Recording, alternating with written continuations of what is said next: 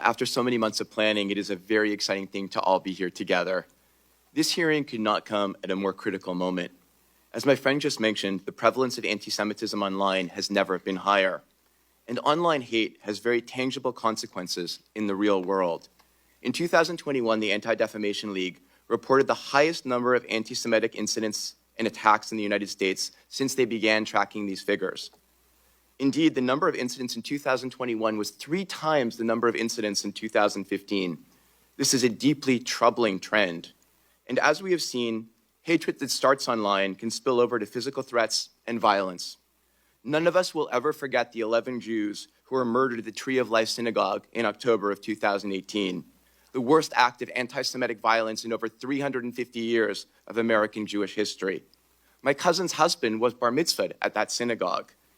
And that day, and in the days that followed, all of us kept asking, how could this happen in Squirrel Hill, in Pittsburgh, in the United States? But then that was followed the next year by the murder of Lori Gilbert Kay at a synagogue in Poway, California. And this year we were all horrified by a hostage-taking at the Beth Israel Synagogue in Colleyville, Texas. And suddenly North American Jews are asking ourselves questions we never asked before. Are we safe going to our synagogues, temples, and Jewish community centers?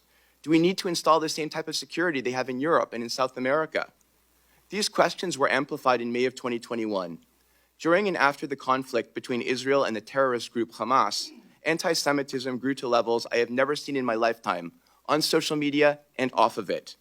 B'nai B'rith Canada recorded a 54% increase in violent incidents in May 2021 over the same period in 2020, many of which started online. In fact, during this period, I personally witnessed anti-Semitic activists driving on Kildare Road in the city of Côte Saint-Luc in my district, threatening to harm Jews. For the first time as an elected official, I had Jewish constituents who were afraid to send their children to the park, and people asking me if they should remove the mezuzahs from their doors. Attacks occurred in New York, in Los Angeles. In Las Vegas, a Jewish man was assaulted by a stranger who said that Jews are baby killers and are not going to exist. In Sydney, Australia, speakers at an anti-Israel protest called out for violence against Jews, yelling things like "destroy the Jews" and "give us the necks of the Jews." This rise in anti-Semitism has not been confined to North America and Australia. I am certain all my colleagues here today have stories that are similar from their countries. Hate and disinformation targeting Jewish communities online knows no borders.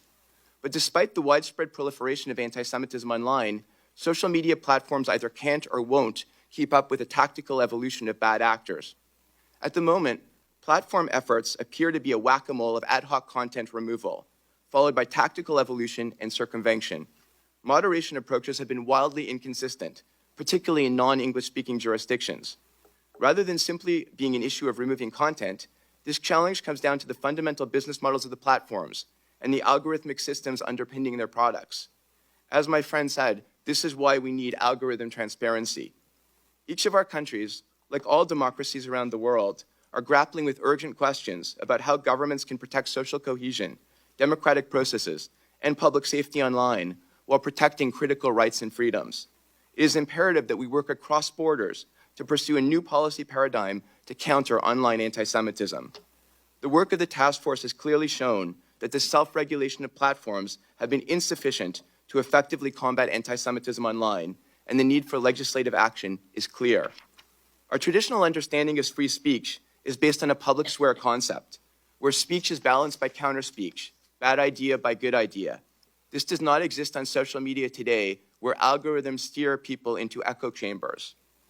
Policy approaches must incentivize online platforms to prioritize our fundamental values, democracy and human rights, not profit. Safety must be a prerequisite for market access, as it is in many other industries. However, a unilateral approach is not the solution. To achieve our shared goals, parliamentarians must partner with platforms and civil society and our ambassadors and special envoys as we craft and implement these policies. And we must do so in a cohesive way across jurisdictions. Finally, and I will be getting to this in my questions to the platform, it is crucial that we are better informed in our understanding of the scale and nature of anti-Semitism online. Regulation must ensure that civil society, media, and regulators have greater access to social media data, which is essential for building the evidence base around online hate and providing independent scrutiny of platforms, as well as allowing a more complete understanding of company policies, procedures, and enforcement. This data is crucial to achieve real-time and multi-sector response and mitigation of emerging anti-Semitic threats. In conclusion, I would just like to mention how grateful we are to the special envoys and social media platforms for being here today. We know you did not have to be here, platforms, and I really appreciate the collaborative effort. We have much important work to accomplish together.